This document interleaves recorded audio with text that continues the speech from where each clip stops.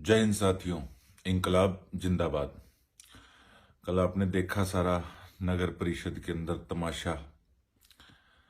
हम जब आए सारे इकट्ठे होके पुलिस को इन्फॉर्म किया, सारी A to Z शुरू से लेके आखिर तक की वीडियोस हमारे पास हैं लाइव। वहां पर अंदर नेटवर्क प्रॉब्लम बड़ी ज्यादा थी और अगर कोई उसको बहाना समझे तो कैमरे हमारे सारे चल रहे थे।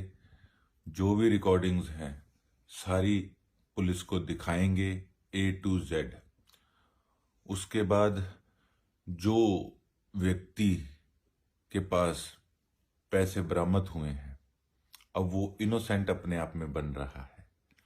कई पत्रकार भी, जो कि मैं साफ कहूंगा किसी के टुकड़ों पे पलते हैं, कहने में कोई परहेज नहीं करूंगा, वो हर प्रकार की नेगेटिविटी सिरसा वालों फैलाने के चक्कर में हैं। लेकिन सिरसा की जनता, बेशक वो मेरे प्रॉपर्टी डीलर भाई हैं, बेशक जिनकी रजिस्ट्रियां बंद है, वो समझते हैं कि रजिस्ट्रियां क्यों बंद हैं, या फिर जितने भी रेडी वाले पटड़ी वाले भाई हैं, दुकानदार भाई हैं, कैसे दिन प्रतिदिन कमेटी वालों का खौफ लोगों में बना रहता है, ये किसी से छुपा नहीं हुआ। किस तरीके से ये लोग डंडे बरसाने का काम रेडी वालों पे करते हैं, और ये कोई हमने पहली बार नहीं किया। इनकी गुंडागर्दी के खिलाफ तो आपका भाई हमेशा से आवाज उठाता आ रहा है। अब तो ये हालात थे कि शरेआम शरेआम कमेटी के अंदर पैसे मांगते थे। आप मुझे सिरसा वालों बताइएगा कि 3-3 4-4 महीने से लोग फाइलें लेके क्या वहां नहीं घूम रहे? कमेटी के अंदर क्या हालात हैं? अच्छा, वो व्यक्ति कहता कि जी इन्होंने धक्के से पैसे डाले हैं। भैया, धक्के से आपकी जेब में कोई डाल के चला जाएगा और उसके बाद 2-3 मिनट तक फिर उसको आप निकालोगे नहीं? कमाल होगी। और एक डीलर, डब्बाली का डीलर, उसमें बोल रहा है कि जी मेरे से तो फाइल ले गए थे कि मैं गोकुल सेतिया से काम करा लूंगा अपने आप, मुझे क्या पता था ये पैसे दे रहे हैं या क्या कर रहे हैं। उससे पूछने वाला कोई हो कि 3 महीने से तो तू खुद वहां गेड़े काट रहा था कि मनोज कोचर का काम कराना है। तू खुद कह रहा था, बेशरम आदमी, कि 3 महीने से काम नहीं हो रहा, चल तू गोकुल सेतिया से करा ले अगर वहां से होता है तो। अब पैसे लेके उसने हाँ कैसे कर दी? वो बेशक एक वहां पे पियोन लगा था, 4th क्लास था, पर कहने की बात यह है कि 4th क्लास की क्या हिम्मत है कि वो किसी फाइल को पास करा दे। ईओ वहां मौके पे आके उसको छुड़वाने का प्रयास कर रहा है, फिर मेरे पे आरोप लगा रहा है कि उसको मैंने भाई को नीचे बिठा दिया, मैंने 3 घंटे तक उसको बंधक बनाए रखा। ये ईओ की वर्डिंग है। आपको वीडियो दिखाऊंगा, उसके अंदर मैंने उसको कहा था कि भाई बैठ जा, पता नहीं कब तक ये पुलिस वाले कार्रवाई करेंगे। और मैंने ये कहा था कि वीडियो बनाए बगैर मैं जाने नहीं दूंगा, कल को ये मुझे झूठा साबित करने में कोई कसर नहीं छोड़ेंगे। इसी के साथ साथ मैं भी बैठ गया।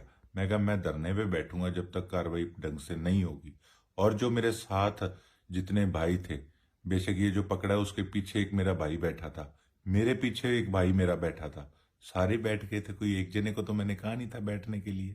उसके बाद SHO मैडम ने वहां आके, जिसके पास पैसे पकड़े गए हैं, रिश्वत पकड़ी गई है, उससे आके कहा कि तू हिलेगा नहीं यहां से, मेरे पास वीडियो है, मैं वो डालूंगा, आप लोग ये चीज देखिएगा। साथियों, अब बात ये है कि ये मेरे पे जाति सूचक का पर्चा डालने का काम कर रहे हैं, और इसके ऊपर इनका हाईकमांड कौन है वो आप अच्छे से जानते हैं कि ये सब जो ईओ जैसे लोग हैं या कई और हैं, ये किसके इशारे पे ये सब नाचते हैं आप अच्छे से जानते हैं। पहले इन्होंने गुज्जर समाज के प्रति मेरे बारे में कितना इन्होंने गलत सलत एक षड्यंत्र रच के मुझे बदनाम करने की कोशिश की। गुज्जर भाइयों से मेरा भाईचारा बिगड़वाने में इन्होंने कोई कोर कसर नहीं छोड़ी। अब ये फिर SC ST का मेरे पे पर्चा करा के ये एक हिसाब से फिर इस समाज के अंदर मुझे बदनाम करना चाहते हैं। मैं तो एक बात कहना चाहूंगा साथियों, ठीक है कानूनी बातें होती हैं वो, मैं कहूं कि मैं मंदिर में कसम खाने को तैयार हूं, गुरुद्वारा साहब में जाने को तैयार हूं, शायद कानूनी तौर पे इन चीज़ों को कोई समझेगा नहीं। लेकिन मैं तो एक बात कहूंगा कि एक तरफ इनके पास कोई प्रूफ है तो दिखाएं मैंने कौन सी गाली निकाली। मैं जब बाहर आया, इनके कुछ लोग कमेटी के, जिनको ईओ बार बार भड़का रहा था कि तुमने नारेबाजी करनी है, इसको गालियां निकालनी है, उन्होंने मुझे गाली निकाली। मेरे को जब माँ बहन की गालियां निकाली, फिर मैंने भी कहा, मैं कहा ऐसी की तैसी आ जाओ, देख लो जिसने देखना है। फिर इस समाज के अंदर मुझे बदनाम करना चाहते हैं। मैं तो एक बात कहना चाहूंगा साथियों, ठीक है कानूनी बातें होती हैं वो, मैं कहूं कि मैं मंदिर में कसम खाने को तैयार हूं, गुरुद्वारा साहब में जाने को तैयार हूं, शायद कानूनी तौर पे इन चीज़ों को कोई समझेगा नहीं। लेकिन मैं तो एक बात कहूंगा कि एक तरफ इनके पास कोई प्रूफ है तो दिखाएं मैंने कौन सी गाली निकाली। मैं जब बाहर आया, इनके कुछ लोग कमेटी के, जिनको ईओ बार बार भड़का रहा था कि तुमने नारेबाजी करनी है, इसको गालियां निकालनी है, उन्होंने मुझे गाली निकाली। मेरे को जब माँ बहन की गालियां निकाली, फिर मैंने भी कहा, मैं कहा ऐसी की तैसी आ जाओ, देख लो जिसने देखना है। मुझे क्या पता उसमें कौन आदमी कौन है। और दूसरी बात, मेरा सफाई कर्मचारियों से या किसी से मेरा क्या झगड़ा है, वो तो मेरे परिवार के हैं, अब के नहीं है। 3 पीढ़ियों से मुझे जानते हैं, किसी का मैं धोता लगता हूँ, किसी का मैं पोता लगता हूँ, ठीक है ना। ये तो अब आए हैं, इनकी क्या जाने हमारा इनसे क्या संबंध है। और दूसरी बात, जब भी सफाई कर्मचारी भाइयों की हड़ताल होती है, मैं पहुंचता हूं, उनका बच्चा हूं, मेरा फर्ज बनता है, मैं पहुंचता हूं वहां पे। उस समय क्या होता है, जो भी प्रधान होते हैं 50-50 100-100 रुपए की पर्चियां क्या नहीं काटते। उसके बाद जो 2-2 हजार रुपया सफाई कर्मचारियों की तनख्वाहें कटती है, बताइए वो तंग नहीं होते। और उसके बाद ये प्रधान खुद अपने नंबर बनाने के लिए, ताकि खुद हाजिरी लग जाए, काम पे ना आना पड़े, क्या ये उसमें अफसरों के आगे नंबर नहीं बनाते। और इसीलिए ये सारे लोग कल वहां षड्यंत्र अपने अफसरों के आगे नंबर बनाने के लिए वहां पे इन्होंने रचा था। मेरे पास तो वीडियो है, उसने पैसे निकाले हैं जेब में से, पैसे मैच हुए हैं।